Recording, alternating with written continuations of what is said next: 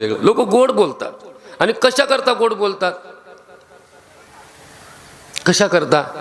लोकांचं गोड बोलणं फक्त एकाच करता असतं, काय? काहीतरी काम असतं म्हणून गोड बोलतात. काहीतरी घोंगडं गुंतलेलं असतं, काहीतरी त्या ठिकाणी काम असतं म्हणून गोड गोड बोलायचं. कुठपर्यंत गोड बोलायचं?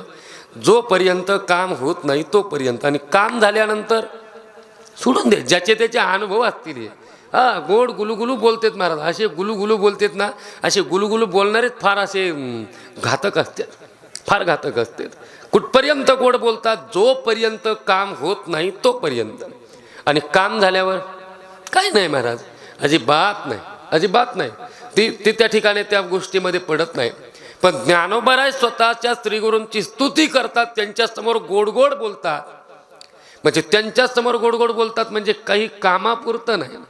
कारण सद्गुरूंना पाहण्याची जी दृष्टी असते ना, सद्गुरूंना पाहण्याच्या दोन प्रकारच्या दृष्टी असतात. एक सद्गुरूंना पाहण्याची दृष्टी ज्याला बाह्य दृष्टी म्हणतात, आणि एक सद्गुरूंना पाहण्याची दृष्टी ज्याला अंतर्दृष्टी म्हणतात.